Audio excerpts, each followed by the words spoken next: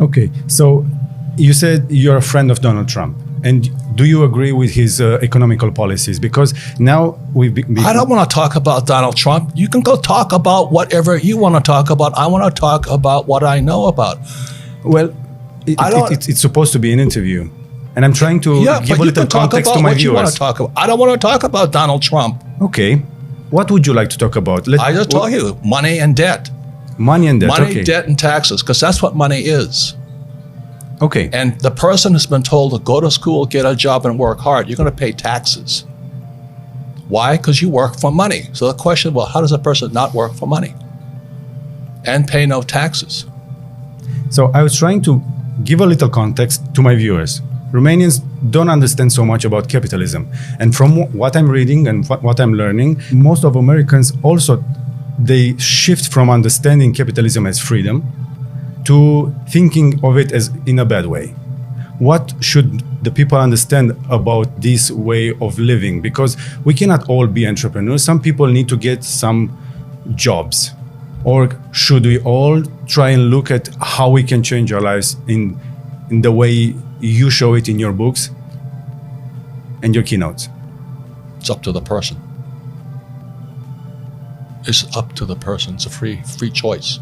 You want to be an employee, you choose to be an employee.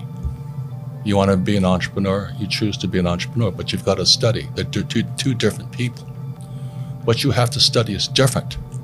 Mentally, emotionally, and spiritually, they're different people. An entrepreneur is extremely different than an employee. But it's a different study. The trouble is our school system trains us to be employees. Go to school, get a job, work hard, save money, pay your taxes, get out of debt, and invest in the stock market. That makes you poor. You've had the chance to be taught early. You've been challenged early. Most people don't get that chance. Where should people start? Question the saying I just gave you. Go to school. What do you learn about money? The fact that you just told me that you need to go to get a job to have money. But I didn't say that. You said that. I said that. This is what we've been told. Yes, so go to school, get a job. Question that. Okay. So if I'm starting to question that, if a young person is looking at us and they say, okay, I'm ready to challenge that, what do I tell to my father? Okay, I'm not going to school anymore. I didn't say that. You said that. I said that, of course. I just said question it. What's wrong with getting a job?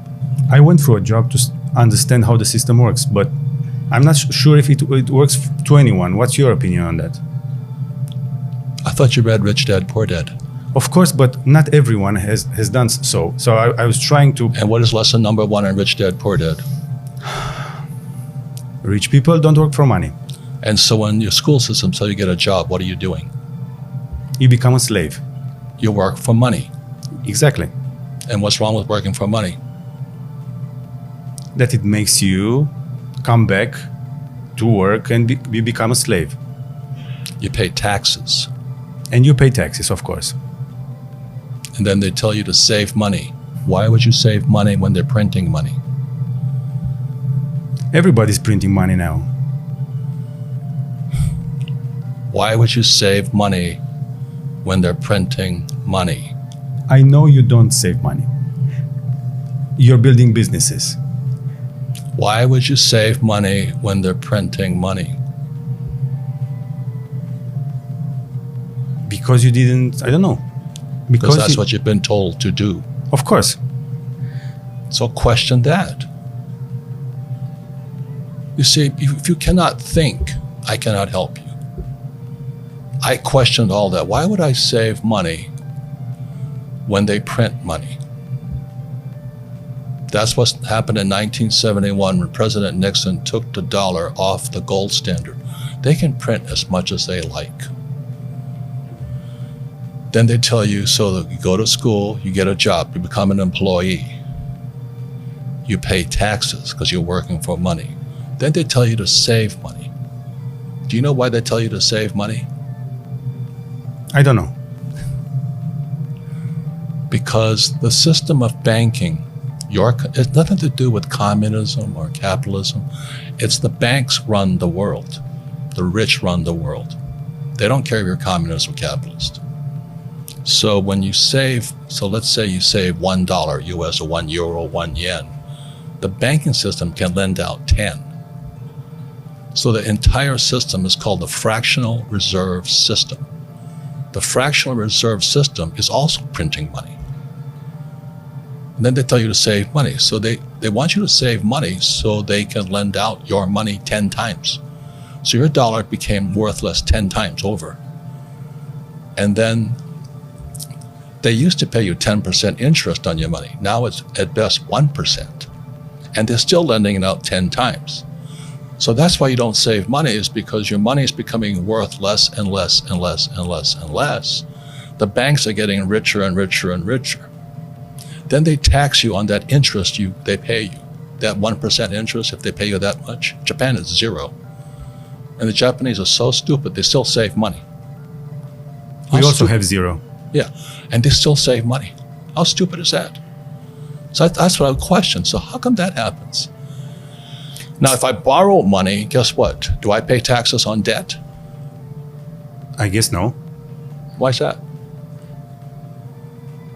I know This is what I'm saying, okay? Question everything. Okay.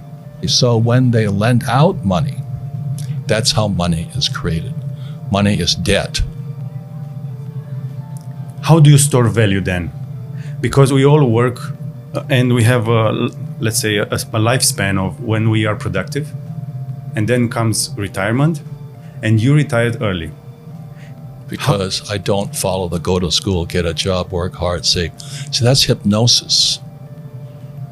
They hypnotize people into being employees who will work hard, pay taxes, save money, get out of debt, and invest in the stock market.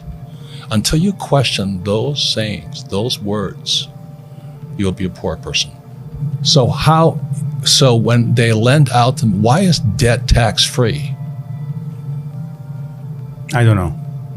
Because that's how money is created. And so the banks love it. They love people who borrow lots of money. So how do I get rich? I borrow money and I buy assets with it. The poor person borrows money and buys liabilities like purses, cars, houses, and they get poorer and poorer and poorer. But I use debt. I borrowed $300 million after the crash, dollars. In 2000, by 2010, I had borrowed $300 million to buy real estate. That made me rich. And the interest rates kept coming down, so that my cost of money kept coming down. And so everybody else is saying, oh, you should get out of debt. You know why? Because they don't question the hypnosis they're under. You've been hypnotized to work hard for money, to save it. The fractional reserve system prints it. And then you pay taxes after taxes. So I have all this debt and I get rich. So the question is, how do you learn to use debt to get rich? Because they tell you not to get out of debt. So all I'm saying to you is, if a person does not question what they've been taught, they will always be poor. They've been hypnotized into being poor. Then you put it in the stock market, in pensions, right?